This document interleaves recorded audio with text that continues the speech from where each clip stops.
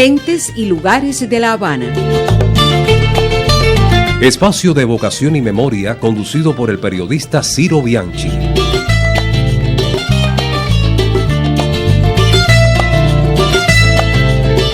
Gentes y lugares de La Habana. Bueno, tenemos el honor y el gusto de tener hoy con nosotros en Gente y Lugares de La Habana al compañero Abel Prieto Jiménez, ensayista, narrador, presidente de Casa de las Américas. No quiero extenderme, Gente y Lugares de La Habana, aunque Abel es de Pinar del Río, nació en Pinar del Río en 1950, y no quiero extenderme en la presentación de Abel porque Abel es un hombre muy conocido por su relieve intelectual y por los cargos importantísimos que ha ocupado en su vida. Ha sido ministro de Cultura en 2 ocasiones, presidente del programa Martiano, presidente de la Reunión de Escritores. Y en Abel hay una cosa que hay que admirar, que es su capacidad de convocatoria y su palabra, que siempre es como una fiesta de la inteligencia, y sobre todo el uso que hace tan correcto de la ironía y del humor.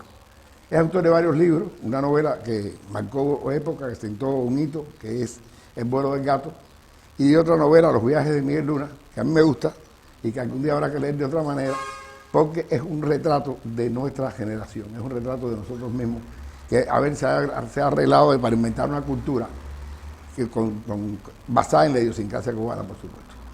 Y hoy estamos aquí para hablar sobre el libro cubano, porque se cumple un aniversario más de la creación del Instituto Cubano del Libro. A mí siempre esto me confunde porque yo siempre pienso en la fundación de la Casa de las Américas, de la Imprenta Nacional de Cuba, yo recuerdo perfectamente cuando los periódicos, que no fueron intervenidos, sino que los dueños abandonaron los periódicos, muchos de estos periódicos se convirtieron en imprentas de libros. Y el libro que salió fue el Don Quijote de la Mancha, en una edición en 4 tomos, que se vendió a 25 centavos cada ejemplar. Ahí se hicieron varios intentos, al fin y al cabo fue después la Editora Nacional, después el Instituto del Libro, después el Instituto Cubano del Libro, y Abel ha vivido todo ese proceso porque fue editor, fue director de 2 editoriales importantes, después fue como ministro, viceministro de Cultura, y primero y después ministro de Cultura, pues tuvo que ver con toda esa cuestión del libro. A ver, tú fuiste el director, ¿lo trato de usted o de tú? No, de tú, por favor. Fuiste director de la Editorial Arte y Literatura, sí, y de Editorial Letras Cubanas. ¿Cómo recuerdas tú esa etapa de tu vida? A ver, Ciro, realmente mi primera responsabilidad, mi primer cargo en el mundo del libro fue en la Editorial Letras Cubanas, dirigida por Pablo Pacheco, a quien tú recuerdas seguro con mucho cariño, sí, como todos los que lo conocimos, como jefe de redacción de teoría y crítica. Yo fundé en Letras Cubanas la redacción de teoría y crítica, que es un primer... Estaba en G, donde está hoy el Centro de Investigación de la Música. Después pasé a director de arte y literatura y finalmente pasé a director de Letras Cubanas. ¿Qué puedo decirte? Creo que me enamoré del oficio de editor. Es quizás una de las profesiones que más admiro y de las cuales me siento más cerca. Participar en la gestación de un libro, no como creador, sino como auxiliar, asistente de ese creador, diseñar las partes del libro, sugerir, digamos, nuevos capítulos, nuevas estructuras, son realmente... Como un editor hace un libro. Como un editor hace un libro. Porque a veces aquí se reduce la función del editor a ser un corrector, que también fui corrector. Y las erratas eran como una especie de pesadilla, pero que eran en otra época cuando no existía, digamos, las nuevas tecnologías y el libro no se entregaba en la imprenta con un disco, sino se entregaban las galeras y después hacían nuevas pruebas de galeras. Había muchas erratas. En ese proceso surgían muchas erratas insólitas, pero de todos modos me enamoré de ese oficio, estuve muy cerca de los diseñadores de libros, estuve muy cerca de grandes profesionales de los cuales aprendí mucho, y y Pacheco, que era un hombre extraordinario, con un espíritu organizativo y al mismo tiempo con una comprensión tan profunda de lo que significa el libro en la vida del pueblo culto y libre al que aspiraban Martí y Fidel, y que en cierto modo realmente se lograron cosas extraordinarias en ese campo, aunque hemos tenido retroceso, es la verdad. Pacheco dio una nueva vida al libro. Le dio una nueva vida al libro. Pero tenía un instinto como editor excepcional. Mercy Ruiz, sí, la que está ahora al frente de Ediciones ICAIC, es discípula de Pablo Pacheco, y otros muchos editores se consideran con razón discípulos de él, ¿no? Pero bueno, aprendí mucho de él, aprendí mucho de su equipo. Conocí allí a Andrés Couselo, el de Ediciones Huracán, sí, un editor casi legendario, Ana María Muñoz Bach, gente maravillosa, Tajes, José Tajes, Luis Traviesa, que lo vi en la universidad, cuando presentamos el libro del editorial de Torres Cuevas, una colección de historia universal. Traviesa trabaja con Torres Cuevas. Ah, bueno, Luis Traviesa era ya un editor formado, un gran profesional, cuando yo empezaba ahí. Fue un momento muy importante. Específico de esa época, a ver, que tú hayas estado, que tú hayas... Bueno, yo creé con ayuda de Roberto Fernández Retamar, de Adelaida de Juan, también visité a Salvador Bueno, visité a profesores de la universidad, a Graciela Pogolotti. Yo gesté una colección de ensayos que tuvieran un sentido popular. Hicimos una colección de ensayos donde, digamos, apareció Caricatura de la República, sí, de Adelaida de Juan, que es un libro imprescindible sobre el loquito, sobre el bobo de Abela, es decir, sobre el Liborio, sobre vamos a decir, las figuras las caricaturas, los personajes que han caracterizado a la identidad nuestra. Ese libro de Adelaida es precioso.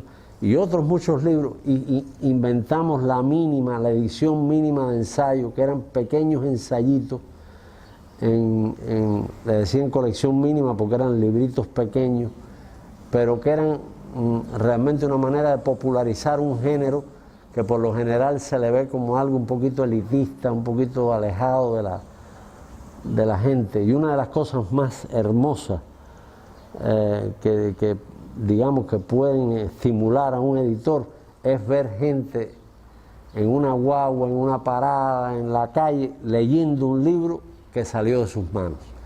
Y en esa época se leía mucho en la calle. Ahora me dicen que se lee en soporte digital, que la gente está leyendo en los teléfonos, que bueno, es otra forma de leer, pero sin duda es tan válida como la otra. Yo no me niego a que eso sea una forma legítima de leer, aunque digamos por la generación a la que pertenezco me cuesta trabajo imaginarlo. Como yo digo, yo soy un hombre de la cultura del papel. Del papel. Es muy difícil. No, con los libros estos de Torres Cuevas, ¿ya viste la colección? La vi en la televisión. Ah, bueno, la colección esa tú tienes que olerla, tienes que ojearla. Está tan bien diseñada, Traviesas y el diseñador hicieron un trabajo excepcional. Ilustraciones, un libro para leer y para pasear por él. Es un paseo visual lo que te propone también el libro. Es una edición realmente extraordinaria. 5 tomos, creo. 5 tomos, pero está todo, como yo decía, desde los fenicios hasta Barack Obama. Bueno, vi la portada. 5 tomos. Vi la portada. Y es un libro apasionante. Además está otra cosa muy importante que tiene esa colección. Digo, no sé si nos estamos yendo del tema. Tú decides, Ciro. Una de las cosas, después se edita si hace falta. Una de las cosas importantes que tiene esa colección de historia universal es que están todas las civilizaciones representadas, está el sur, el punto de vista es el sur. ¿Quién es el coordinador? No, hay dos coordinadores, Constantino y Sergio Guerra Vilabor. Sí. Hay dos coordinadores y Torres Covas como el director general del proyecto. Está prologada por él y tiene una introducción de Sergio y Constantino. Es realmente, ahí tú te acercas a cómo se gestó la vanguardia en el campo de las artes plásticas en Europa. Hay un capítulo dedicado al fascismo que a mí me parece imprescindible ahora que está de nuevo de moda el fascismo, porque estamos viendo un resurgimiento del fascismo en la actualidad. Y ahí te presentan a Mussolini con sus símbolos, con sus ideas, con sus conceptos sobre cómo la cultura y el arte puede contribuir a que el pueblo italiano, vamos a decir, se arraigue en sus convicciones fascistas. Después el fascismo hitleriano, después el falangismo de Franco. Realmente, ese capítulo es impecable. Tiene capítulos, y además donde te encuentras continuamente, Ciro, que yo creo que es algo que a veces en la enseñanza de la historia no se hace. Te encuentras continuamente con los distintos procesos, el cultural, el de las culturas populares, el económico, problemas de distinta índole, de geopolítica, están mezclados continuamente con un gran artista que influyó en una época determinada. Es decir, no está vista la historia fragmentada, que es algo que Torres Covas ha insistido mucho, el efecto negativo de la fragmentación. Hoy a las jóvenes generaciones se les está presentando un mundo fragmentado. Les cuesta trabajo ver las cosas de manera integral, porque todo se lo presentan, vamos a decir, a ráfagas, todo muy rápido y todo visto muy superficialmente, pero de manera fragmentaria. Y ellos han hecho un esfuerzo por presentar una historia universal integrada, y la van a poner en internet, es decir, que se va a democratizar ese libro. Pero perdón, me fui, que me estabas preguntando otra cosa. Estabas preguntando por algún libro que tú recuerdes de esa época tuya, como digo. No, te hablé de las colecciones de ensayos, de libros que realmente fueron importantes. Un libro que se llama Revolución, Letras, Arte. Es un libro que lo tienes, un libro que tiene texto, tiene palabras de los intelectuales de Fidel, tiene texto de Carlos Rafael, de Alfredo Guevara, de Mirta Aguirre, tiene textos que de algún modo tocan la política cultural desde distintos puntos de vista, de Marinello. Me acuerdo de ese libro y de otros así. Una colección de lujo. Sí, sí. A ver, Martí, sí. Tengo que leerlo, ¿no? Dice, leer es una manera de crecer, sí. De mejorar la fortuna, de mejorar el alma. Leer nutre, la lectura enciende, aviva, y es como el soplo de aire puro, de aire fresco sobre la hoguera resguardada, que se lleva la ceniza y deja el vivo el fuego. ¿Qué es para ti el libro y qué es para ti la lectura? Bueno, imagínate. No, y en esta cita de Martí que tú acabas de hacer, hay mucho, hay un mensaje muy intenso y muy fuerte y dicho de manera inmejorable. Yo creo que efectivamente leer es crecer espiritualmente. Es el tema de la feria, ¿no? Sí, en una época se usó, no sé si se mantiene, leer es crecer. Yo creo que una de las cosas que hay que tener en cuenta es que una persona culta que no lea no es una persona culta. Es decir, inevitablemente en la base de toda cultura está la lectura. Ya pasamos por encima de la discusión de si lo lees en formato digital o si lees en papel. Pero bueno, la lectura como experiencia como se decía antes, de las invitaciones a actos muy exclusivos, personal e intransferible. La lectura yo, por ejemplo, para mí Los Hermanos Karamazov, que fue una lectura que me marcó estando yo en la universidad bajo la guía de Beatriz Maggi. Yo te diría que hay personajes como Alyosha Karamazov, como Dmitri Karamazov, Iván, el otro hermano, Smerdiakov, el bastardo, el epiléptico, que son para mí más familiares que muchas personas reales. De pronto esa gente habita tu vida para siempre. El doctor Faustus de Thomas Mann, eso, si tú realmente te hundes, te sumerges en una obra de esa magnitud, de esa hondura, de esa tan llena de señales que le hablan a tu alma, vamos a usar la expresión que usan los religiosos y que tiene que ver con algo inasible que convive contigo hasta que te separas de ahí y te mueres y vas a los sillones de la funeraria de que hablamos. Esa relación con algunas obras esenciales se convierten en parte de tu vida para siempre. Claro, que cada generación lee los grandes libros de manera diferente. Claro, por supuesto. Que no es lo mismo una época que otra. No, claro. Y además, nosotros tenemos, a pesar de ser una pequeña islita, tenemos el privilegio de tener una extraordinaria literatura. Tú conociste a Lezama. Para mí Lezama Yo he conocido a todos los grandes. Todos los grandes. A todos, desde Chacón y Carlos. No, y tienes colecciones tuyas, Imagen y Posibilidad, hay colecciones tuyas que son extraordinarias porque revelan un Lezama poco conocido, que es un Lezama periodista, que es un Lezama ensayista, pero de ensayos breves. Lezama es un mundo, Lezama siempre te sorprende. Lezama, en las eras imaginarias, la primera frase es: solo lo difícil es estimulante. Y hoy, en este mundo de hoy, de la tontería, de las películas estas americanas, Fucking You, de la banalidad, del entretenimiento vacío, que no se puede confundir el entretenimiento, que yo creo que es una virtud. Hay grandes obras muy entretenidas. Bueno, mencioné algunas ahora. Sí. Hay grandes obras muy entretenidas con el entretenimiento basado en la tontería, basado... Bueno, es que como me decía Miguel Barnet una vez, es que para ser frívolo hay que tener talento. y si te pones a mirar, es verdad. Es verdad. No, porque Miguel maneja expresiones de la frivolidad con una simpatía. Sí, sí.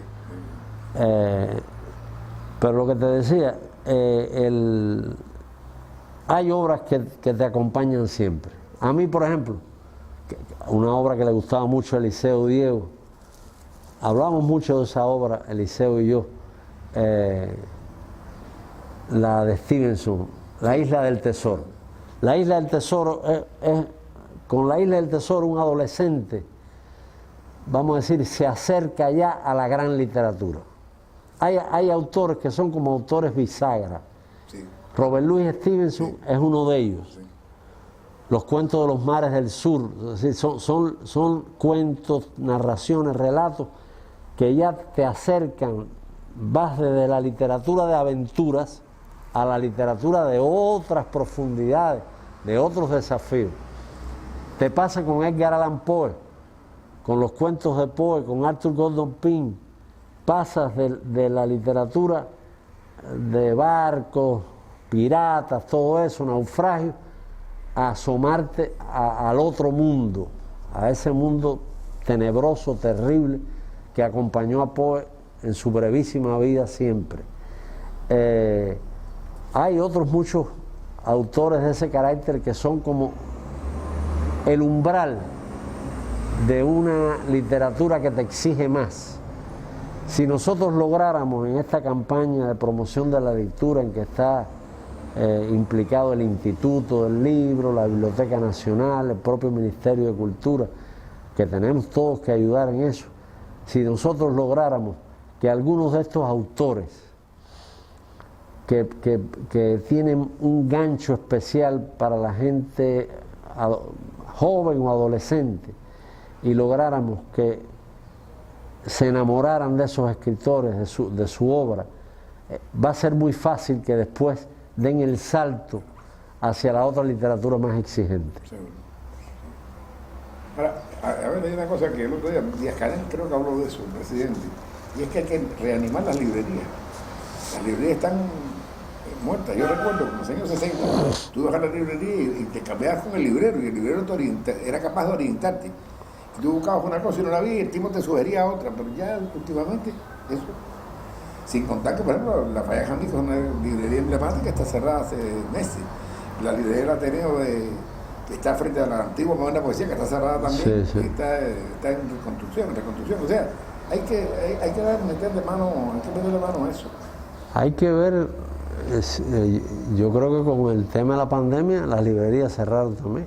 No, están abiertas. ¿Están abiertas? Sí, sí. Tienes que echarte cloro para entrar a la librería. Y estás tú solo ahí, ¿no? ¿Hay alguien acompañándote? Bueno, da igual. No, yo creo que primero los temas de producción han sido muy dramáticos, las limitaciones para producir. Ahora hay un poco papel y el instituto está produciendo algunos libros, sí. Pero las últimas 2 ferias, por lo menos, ha habido que hacerla con libros de los almacenes, de la reserva de los almacenes. Que había muy buenas cosas, por cierto. Que había muy buenas cosas, que cuando se promueven con intencionalidad, la gente las compra. Pero hay otro problema, que es la promoción. Falla la promoción. Claro. No hay promoción, el autor cubano no tiene promoción.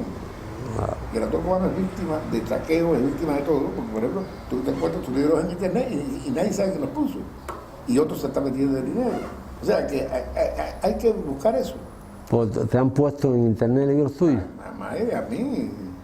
Y te ponen un nombre, por ejemplo, el autor fulano de tal. Y hasta te ponen otro nombre que tú no sabes quién es. Pues es que es el diseñador de la editorial que lo puso. No, pues.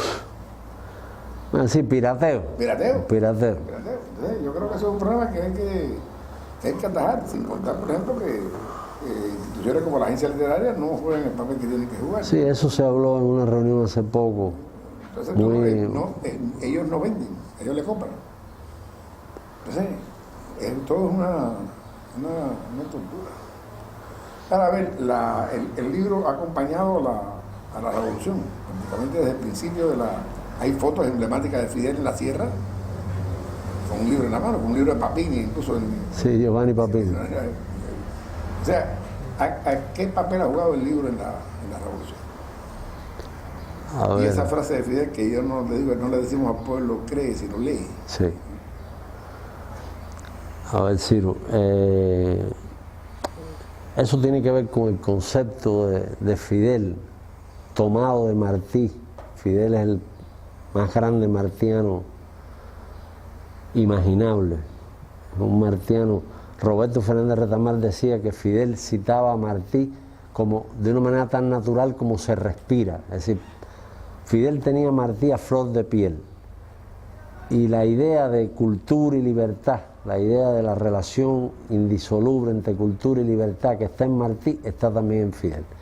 Para Fidel la revolución tenía que transformar las condiciones materiales de vida de la gente, tenía que hacer la reforma urbana, tenía que hacer la reforma agraria, tenía que crear escuelas, tenía que crear condiciones de vida en los barrios estos marginales, condiciones de vida mínimamente dignas, pero había que transformar al ser humano a través de la cultura y a través de la educación. Y ahí el libro tenía ese papel central que dices tú. El Quijote, como bien dices tú, fue el primer libro editado por la Revolución en 4 tomos, con las ilustraciones de Gustavo Doré. Picasso en la portada, pero en la tripa las ilustraciones de Gustavo Doré, hecho en imprenta de periódico, lo vendieron en los estanquillos de periódico, algo, un hecho único. Todavía no se había hecho la campaña de alfabetización. Es decir, el libro como objeto cargado de simbolismo, cargado de densidad cultural, cargado de memoria, asociado a la plenitud del ser humano, estuvo desde el principio, a partir de esa necesidad de transformar a la gente. Había que crear un ciudadano nuevo, un ciudadano más pleno, un ciudadano para el cual la calidad de vida pasaba por la espiritualidad, pasaba por la cultura. Acuérdate que todo el mundo andaba en Cuba con un libro bajo el brazo. Y después de la campaña de alfabetización empezaron la batalla por el sexto grado, el seguimiento por el 9º grado. Este país se convirtió, es una frase del Che, en el socialismo del hombre en Cuba, en una inmensa escuela se convirtió Cuba. Y realmente nunca tuvo tanto prestigio social la cultura como en esa época. Por eso uno ahora le duele que a veces se siente que se ha perdido esa imagen tan enaltecedora del papel y la función social de la cultura. A partir de la contaminación que tenemos de la crisis cultural contemporánea, donde hay realmente la humanidad está viviendo una crisis cultural sin límite, verdaderamente escalofriante, donde los propios oligarcas, los propios dueños del planeta o que se creen dueños del planeta están negando las conquistas que hizo la burguesía desde el Renacimiento hasta acá en términos de arte y de cultura, porque la han convertido en una mercancía. Ya si tú piensas que el libro es una mercancía, si tú analizas la distribución del libro en términos mercantiles y les pones los precios más altos para sacar más dividendos, ya tú estás vulgarizando eso, ya tú estás distorsionando todo eso. El libro se compra y se vende, pero no es una mercancía. No es una mercancía vulgar. Si lo consideramos una mercancía, lo degradamos. El Quijote no se vendió aquí como una mercancía. No fue para ganar dinero la imprenta nacional cuando vendió la edición revolucionaria del Quijote. Un peso. Un peso. Perdió dinero. Por supuesto, fue seguramente presupuestado sin ninguna duda.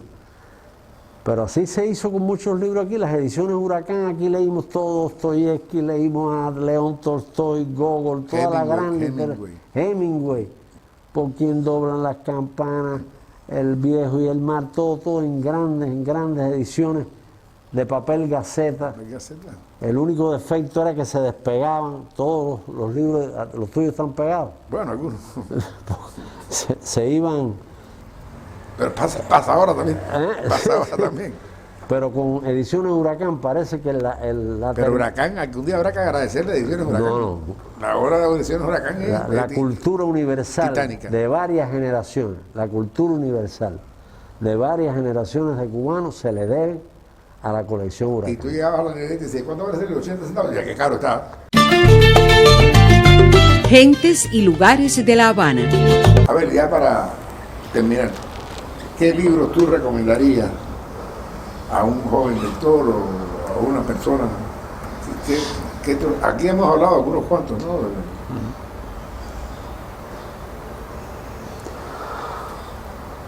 Bueno, hablamos de Robert Louis Stevenson, hablamos de Edgar Allan Poe. Habría que hablar de Julio Verne. Es decir, un joven, habría que hablar de Salgari. Un joven de Dumas, Alejandro Dumas, un joven que se está iniciando en la lectura, va a disfrutar mucho leyendo a esos clásicos. Escritores cubanos. Y escritores cubanos, bueno... muertos para no entrar en compromiso. No, también. Dor Alonso tiene libros preciosos, Nelio Jorge tiene libros preciosos. Negrita. Las crónicas de Onelio Jorge. Claro, bellísimas. Las crónicas son insuperables. Y algún día hay que leer a Lezama. Claro, no se lo puedo recomendar a un joven ahora porque podría rechazarlo, le puede resultar muy difícil. Pero Martí, hay que leer a Martí. Martí no puede ser un busto en la puerta de una escuela. Martí no puede ser una estatua. Martí tiene que ser un compañero, alguien que nos acompañe día a día, que nos aconseje día a día, que nos nutra día a día. Eso tiene que ser Martí. Y no te puedes quedar con los zapaticos de rosa y con cultivo una rosa blanca. Si te quedas con 3 o 4 versos para decir en un matutino, te quedas sin Martí. Te haces la idea de que te acercaste a Martí.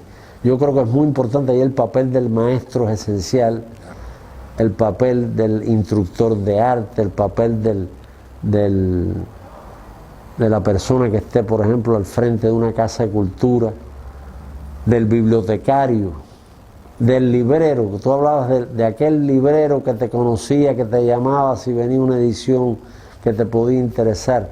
Ese tipo de librero que algunos tenemos muy valioso, debía realmente ser efectivamente un promotor de la lectura permanente.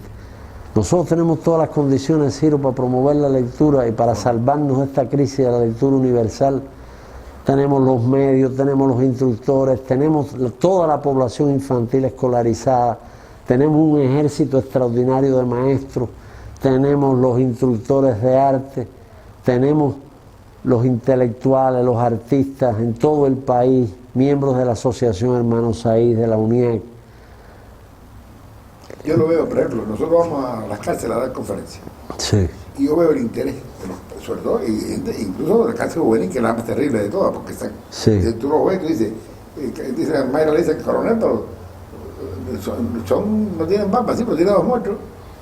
Y tú ves que a veces más el intercambio que se logra, es increíble con los muchachos. Y claro, uno tiene ya la maldad, y tú sabes cuándo está decayendo el interés, y entonces tú subes la parada con Giannini, por ejemplo. Claro. Sube la parada. Pero es increíble, en realidad, el afán y la gente que te para en la calle. Que te para en la calle y te dice cosas y te pregunta cosas.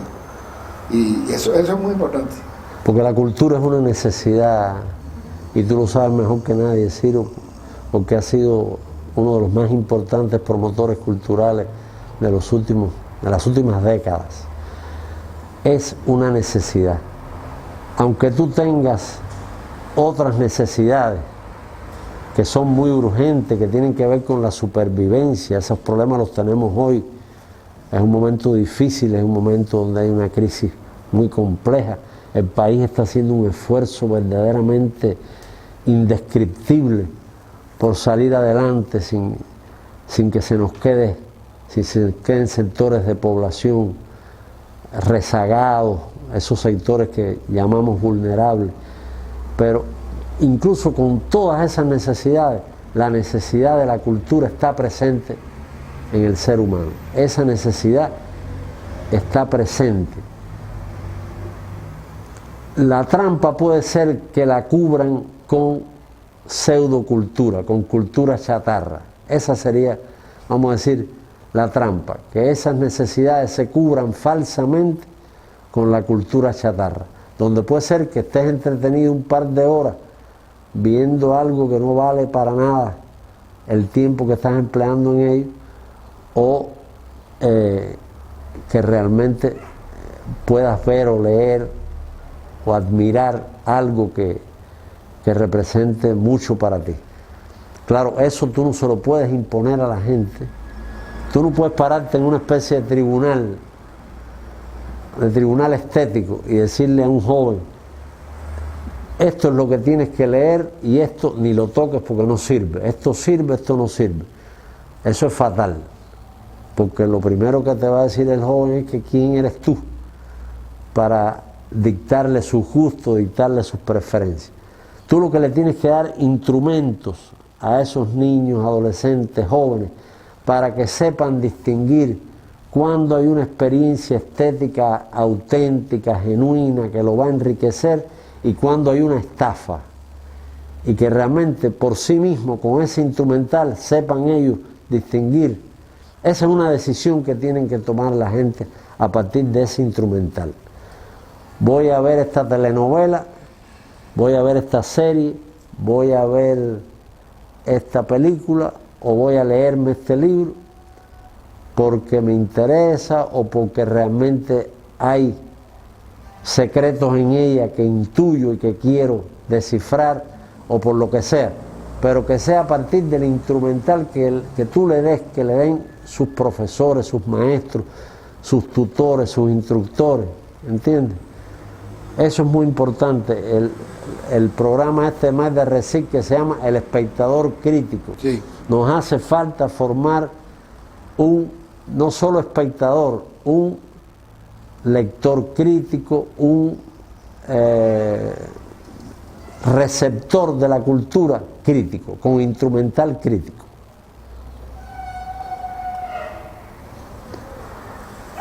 ¿Ya? Bueno, pues agradecemos al compañero Abel Prieto el tiempo que ha pasado con nosotros.